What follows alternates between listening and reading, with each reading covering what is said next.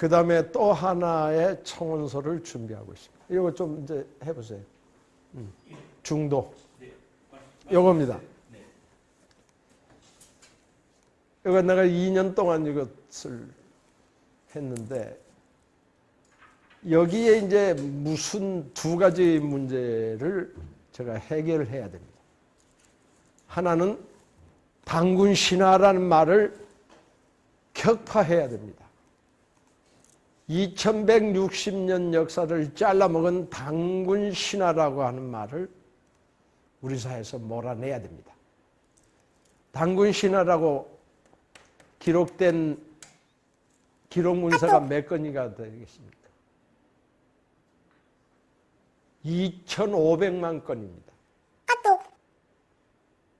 단군 신화라는 건 없는 사실입니다. 이것을 다 파내는 데는 150년이 걸리더라고요. 그 단군 신화라고 탁 하면서 일본 역사하고 같이 만들었습니다. 그게 식민사관에 의해서 성립된 용어입니다. 제가 그것을 쭉 읽으면서 우리 스스로가 단군 신화라고 하는 사람들이 지금 이제 일본 사람들이 단군 신화라고 하는 지극히 당연하죠.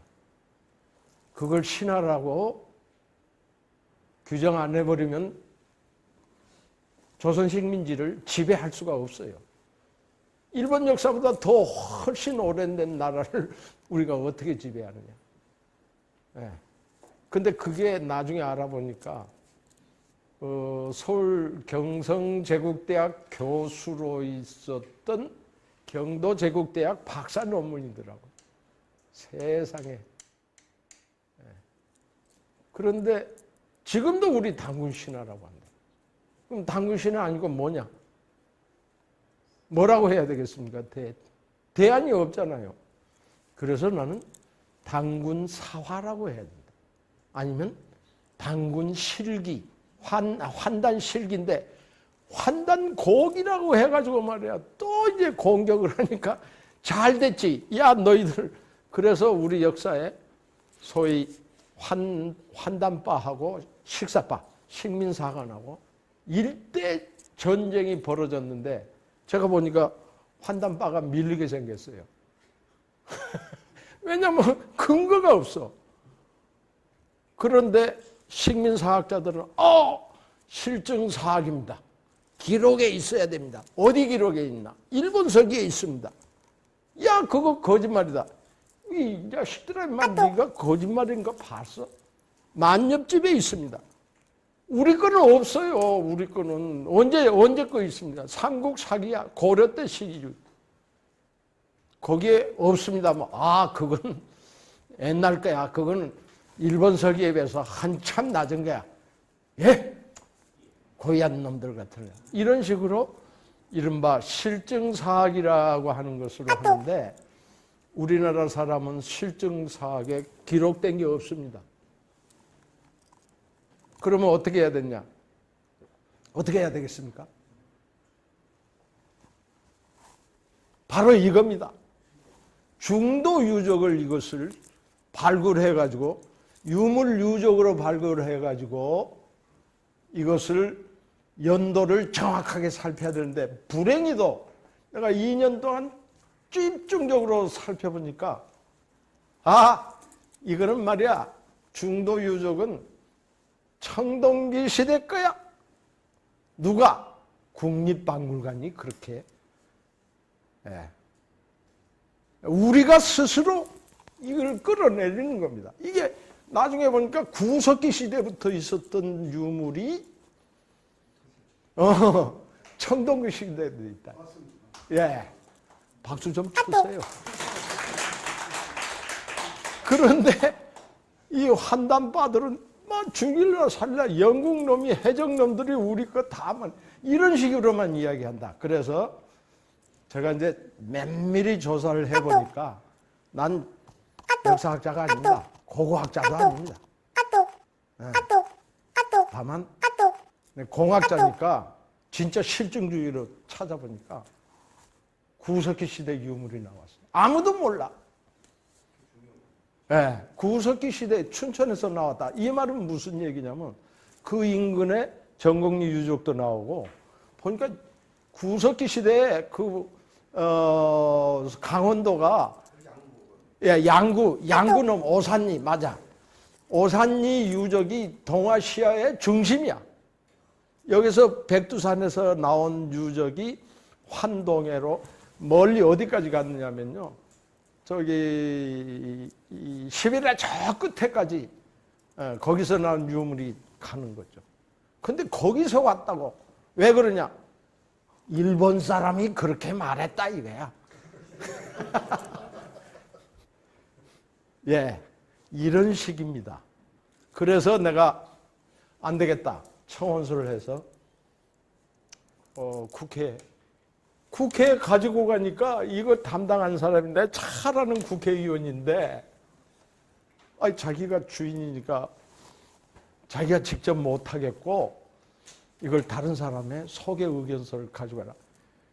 내가 문광부 의원들 다 쫓아다녔어요. 내가 아는 5명이나. 모두도 안 한다 이거지. 어떻게 하겠습니까? 왜 여기다 하냐면 여기 법적으로 하자가 있는 게 있어요. 무슨 하자가 있냐면은 저 문화재를 발굴을 할 때 발굴 신청이 내면은 발굴이 나가는데 이건 허가만 해주는 거야. 문화재처럼. 그러니까 여기 주인은 말이죠. 쉬쉬쉬쉬 덮어가지고 쉬운 것만 이렇게 내놓으면 이거 허가 내주는 그것밖에 안 돼요. 이른바 구제 발굴인데 이것을 명령 발굴 제도로 만들어 주십시오. 입법 청원을 하는 겁니다. 네, 그런 청원인데 쭉 넘어갑시다. 그래서 세계 최초가 6개, 9개나 있더라고요. 세계 최초가. 그래서 신석기 문명이고 아까 말한 대로 여기 우리 한글하고는 관계가 없지만 이 안에 이제 이 한글을 고래잡이에 이제 안각하가 이게 문자의 기원에 관련된 문제입니다. 등등등등등등 해서 150페이지의 리포트를 만들었어요. 저 혼자 만들었습니다. 아무도 도와준 사람은 없고요.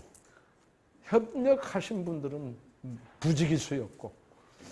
그래서 근데 신년도에 이걸 해야 되는데 이것 또한 아까 말한 대로 광화문 현판처럼 이걸 이제 또다시 이것 중도의 유적 발굴 공사 스톱! 이걸 또 내야 돼요. 제가 두 건이 걸려 있어가지고 그거 내가 말이죠. 변호사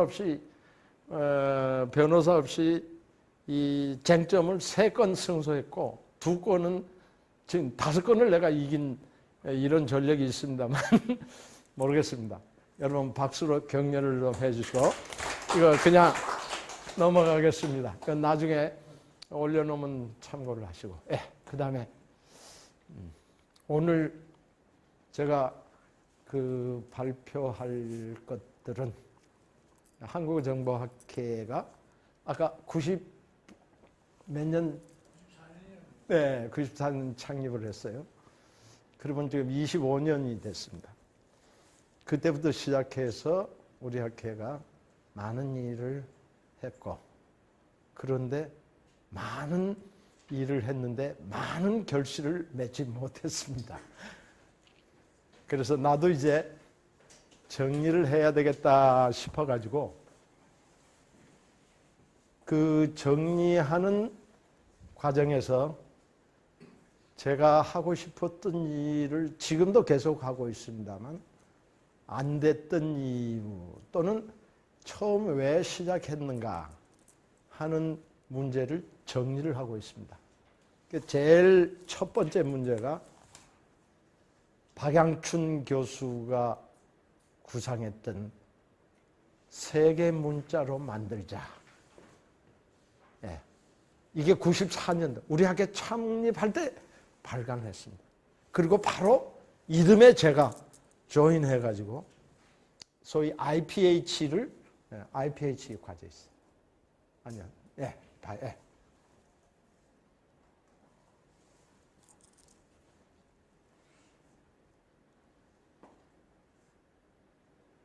네, 그 밑에 사진이 있을 거예요.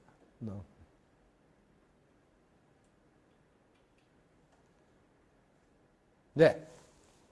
여러분 아마 박양춘 선생님을 모르시는 분이 계실 텐데 사진 한번 보십시오. 제가 가지고 있는 유일한 사진이고 검색하면 안 나옵니다. 제가 이 논문을 쓰기 위해서 제 그 파일을 찾아보니까 그리고 2028년 출생이라 당시에 77세였습니다. 저 그 집에 가서 많은 노력도 했는데 돌아가신 지 5년 후에 알았습니다. 뉴욕에 가서 전화를 거니까 돌아가셨어요. 그러더라고요. 이 책을 만들었습니다. 이 책에 보면 오늘날 우리가 한글을 어떻게 세계화해야 될 것인가, 정확하게 세계어를 만들 것인가가 있습니다. 그런데 모든 사람들은 문자로 만들자고 하는데 저는 문자로 만드는 게 아니라 발음 기호로 만들어야 된다. 그런 입장입니다. 그리고 현재는 핸드폰이 있으니까 언어로 이 세계어를 여기에서는 문자로 했지만 어에 관한 이야기가 있습니다. 자, 왜 그러냐면 나중에 보십시오. 네. 저하고 이제 소위 2000대 내용은 다 여러 개 있습니다. 네. 보시면 이제 여기에서 보시면 잃어버린 그릇은 어떻게 하고 소리는 어떻게 하고 이런 것이 다 있어요. 네. 이 책을 꼭 읽어보셔야 세계어를 만들든지 세계화를 하든지 뭐 우리말을 어떻게 하든지 이게 가능합니다. 이 책을 읽지 않고 그런 이야기를 하면 안 된다는 생각이 들었습니다. 그래서 이 제목만 내가 적었습니다. 예, 쭉 넘어가시고요. 그런데 이분이 이제 쭉 넘어가시고 하나만 더 하고 끝내겠습니다. 네, 네. 저하고 이제 공동 시안을 만들었습니다. 국제음성문자 IPA와 정음을 그 당시에 김석연 교수가 OPA라고 했습니다. 여러분 영어로 번역을 해보십시오 하면 right sound, 뭐 correct sound 합니다. 저기 우리 목사님 계시지만 서울대학교 출신들이 그렇게 번역을 한답니다. 훈민정음을 뭐렇게 하느냐? 정음이라고 하니까 right sound, 올바른 소리. 그 다음에 또 correct sound. 예. 제가 영어 강사를 했는데요. New black, I don't know. 우리말로 번역하면 어떻게 되겠습니까? 저기. I don't know. 예, 그럴 거예요. 새카맣게 모른다야. 그 뉴 블랙이야. 실제로 답을 받아. 내가 3급 무선통신사 강사를 했는데 극동학원 여기서 영어가 있습니다. 영어 강사를 했어요. 통신영어. 실제로. 그리고 또 하나. 이거 실화입니다. 네.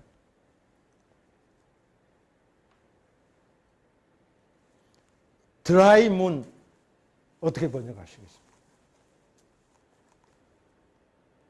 건달이야, 건달.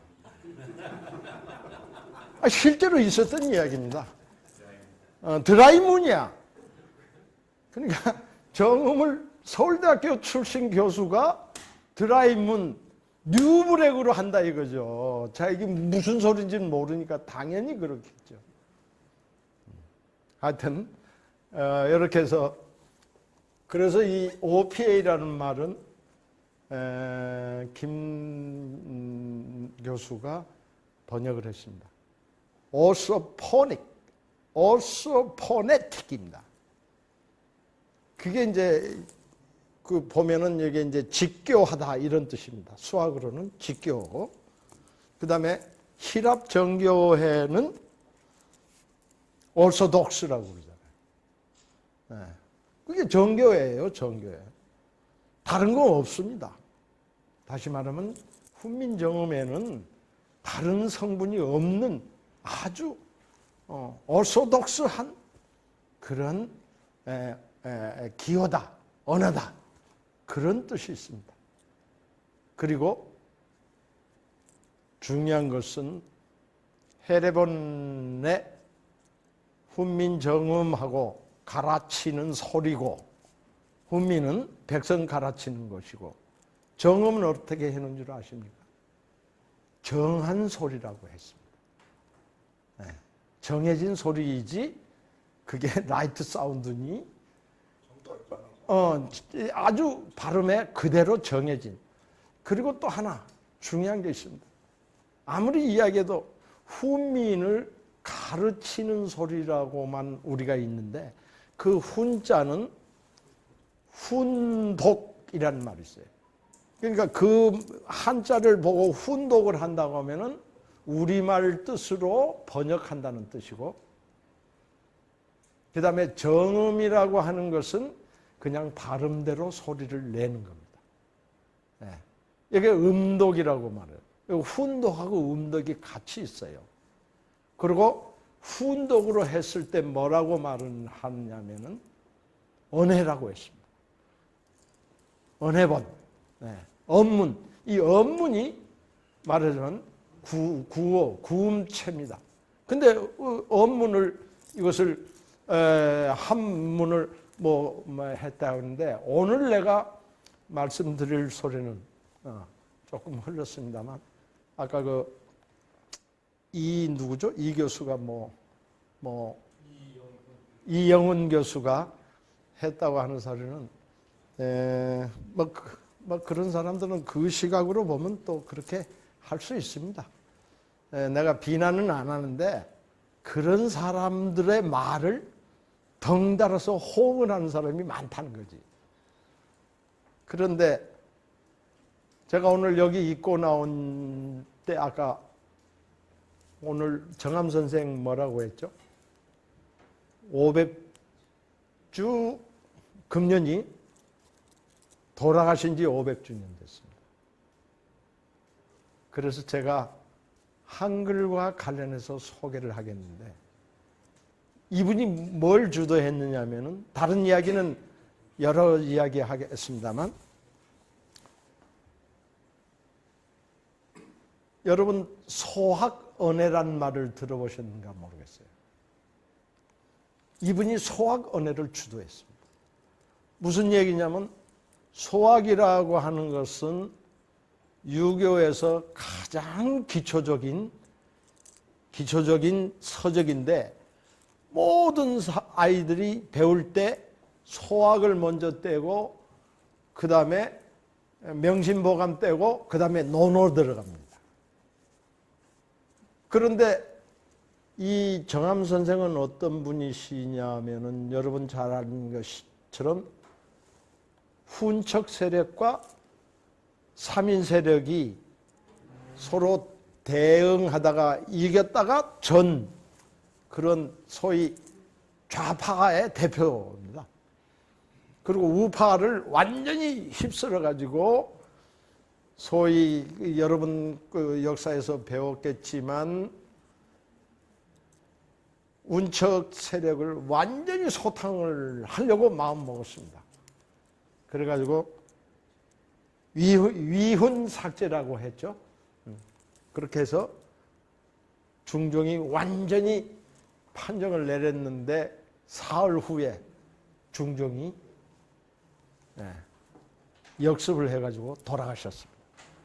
100년 후에 이제 삼인 세력이 집권을 한 게 선조 때 100년 후에 비로소 훈척들을 완전히 몰아내고 삼인 세력이 잡았습니다. 그런데 이분이 뭐를 했느냐면은 언해. 지금까지는 쭉 이 교수님 잘 들으세요. 지금까지는 쭉 훈민정음을 창제한 후에 언해본을 많이 만들었잖아요. 동국정은 놔두고는 전부 언해본입니다. 언제까지입니까? 중종 때 했던 능언겸 언해까지. 언해, 그 할자본으로 만들었습니다. 거기까지가 전부 불경서적이에요. 여러분 한번 들어보세요. 왜 유교를 국시로 했는데 왜 불경을 언해하느냐 이거지. 그러니까 맨날 무슨 신미 스님이 만들었다 이런. 그런데 제가 면밀히 검토해 보니까요, 이게 말이야, 제일 처음에 이제 반대한 게, 양반 세력이 반대한 게 정음으로 그거 있잖아. 뭐죠? 과거 시험 하는 거 그냥 반대를 해서 한 번인가 하다가 끝내버렸잖아요. 그리고 나머지는 전부 불경의 언해를 하는 거예요. 석보상절 능언경 언해까지. 그러니까 그 당시에 양반들이 하도 반대하니까 불경으로 갔다가 새로운 양반 세력이 딱 등장해서 보니까 세종대왕하고 똑같은 생각을 했습니다. 백성들이 이거 모를 때는 다스리기가 어렵다 이거죠. 그래서 거기에다가 새롭게 한 게 최세진의 훈몽자해. 그 다음에 훈몽자해하고 아까 말한 대로 소학언해. 그 다음에 조금 더 가서 이제 사서언해라는 것입니다. 율곡 선생님이 전 이제 그 학자들이 동원해서 언해본을 만드는 거예요. 그렇게 해서 소위 유교의 보편화를 백성들을 위해서 교화를 해야 되겠다. 이게 창제 목적이었는데 비로소 새로운 유학 세력들, 그걸 뭐라고 무슨 세력이야? 훈척이라고 안 하고 뭐라고 그러죠? 유림이라고 합니다만, 새로운 소위 이론을 했던 그 세력들이 이 훈민정음 언해라고 하는 우리말로 번역하는데 비로소 착안해서 이걸 쭉 합니다. 그런 다음에 이제 숙종조에 와서 이게 언해를 연구하고, 요것도 이제 하나의 이야기인데, 이때 뭐예요? 신경준이가 나중에 보니까, 이야, 이게 만들어놨는데 이게 우리만 쓸 게 아니고 만 백성들이 쓸 수 있는 문자더라. 이렇게 해서 연결이 되고요. 나중에 이제 한글이 오면서 어쩌고저쩌고 하는 이야기는 다 아니까 오늘은 요 주제는 여기에서 그치겠습니다. 그래서 그것 때문에 요 말을 조금 위에 내리세요. 조금.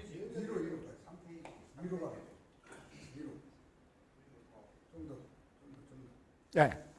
신경준이는 만국 모음기호를 이렇게 32자를 새로 만들어서 했습니다.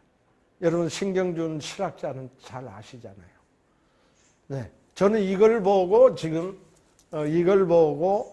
양자역학적 그 모음 구조를 배워야 하는데 오늘은 다음 기회에 이야기하겠습니다.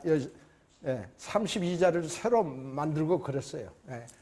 하여튼 이 모음만 만들어 놓으면은요 모든 언어를 아주 손쉽게 표시할 수가 있습니다.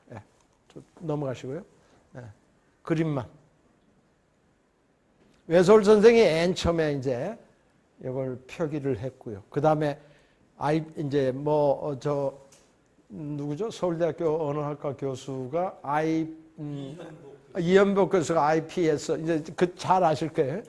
그런데 인위적 기호를 만들어 가지고 안 되기 때문에 저는 그게 아니고 있는 기호와 있는 부호를 가지고 해야 된다 해서 박양춘 교수하고 선생하고 같은 작업을 했습니다. 예, 쭉 넘어가시고 그것을 인터내셔널 포네틱 한글 또는 훈민정음해서 H를 썼었습니다. 그것은 국제 음성 기호하고 대응을 이루는 그런 반이고 이거 우리 이야기를 받아서 김석영 교수가 또 이제 누리글을 만들었습니다. 예, 쭉 넘어가시고요.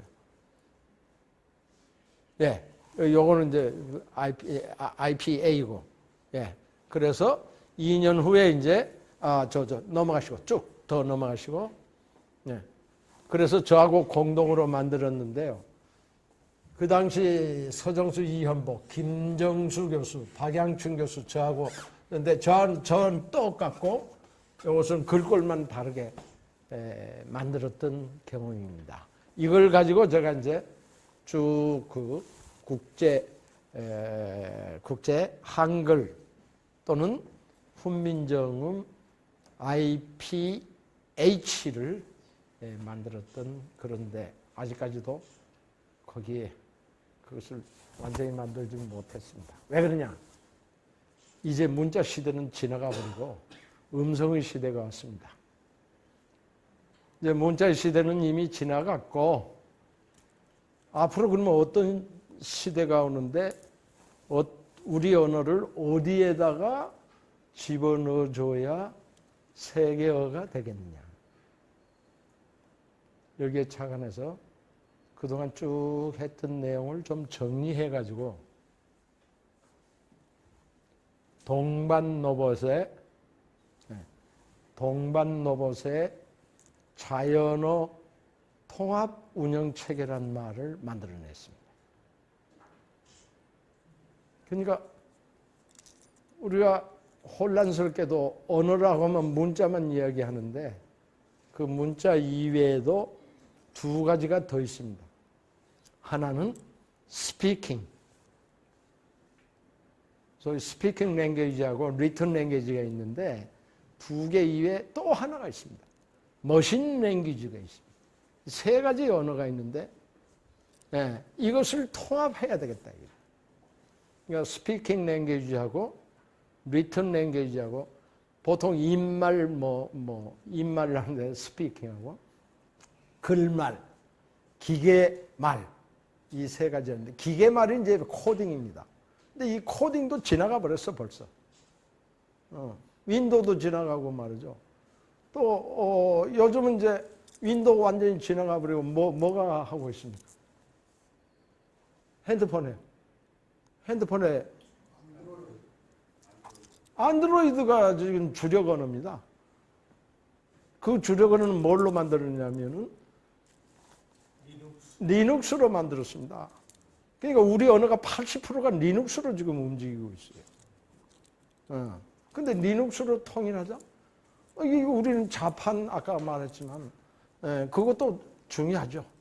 그러나 이미 이 스피킹 랭귀지로 가버렸다 이거죠. 그런데 그것도 이제 가고 이제 뭐가 남았습니까? 이제 로봇이 남았다 이거죠. 로봇은 어떤 언어를 쓰는 줄 아십니까 혹시?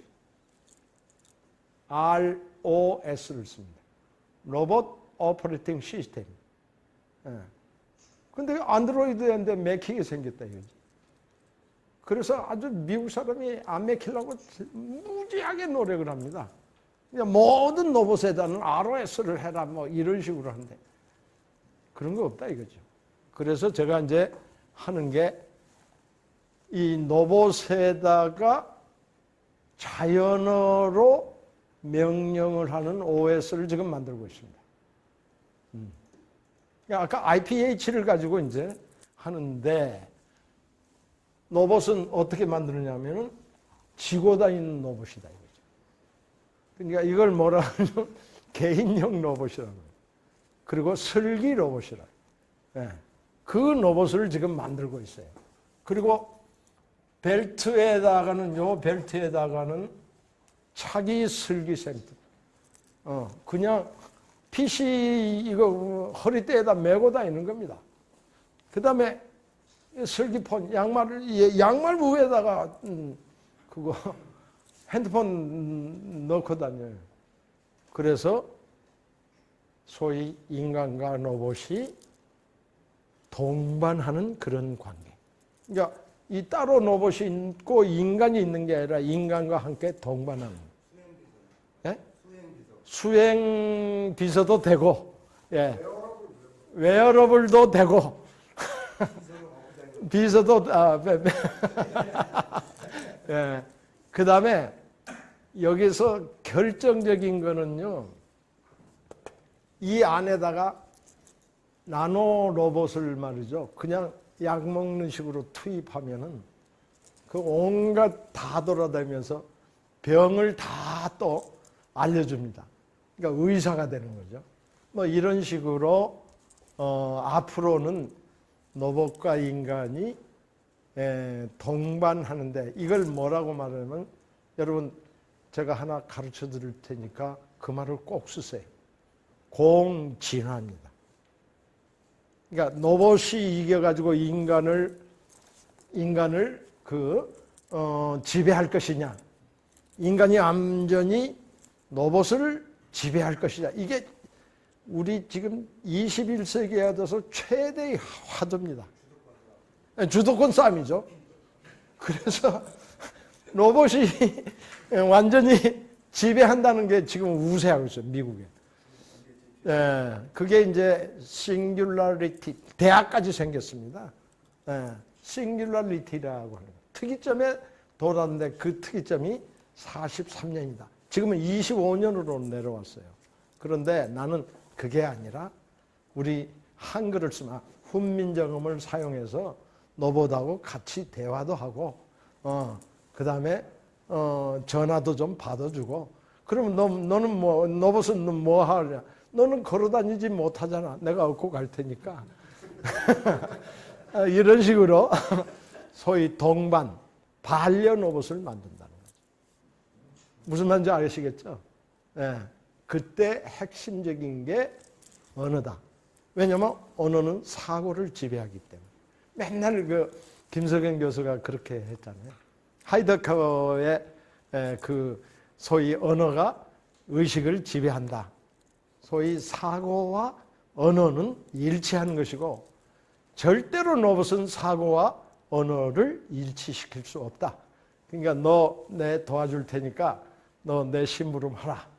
이런 것을 가지고 지금 하고 있습니다. 이 언어 문제만 이야기를 했는데 이 안에 여러 가지 이제 기술적 문제가 있습니다. 그 중에 하나는 언어 문제는 이 언어를 하려고 하면은 무오류 언어가 있어야 됩니다. 언어에 오류가 있으면 그것으로 인해서 로봇이 오작동을 하게 됩니다. 지금 그 문제를 전 세계에서는 해결할 수가 없는데 우리 훈민정음으로만 해결 가능하다. 그렇게 생각하고 있습니다. 네, 오늘 여기까지 마치고 잠시 식사하면서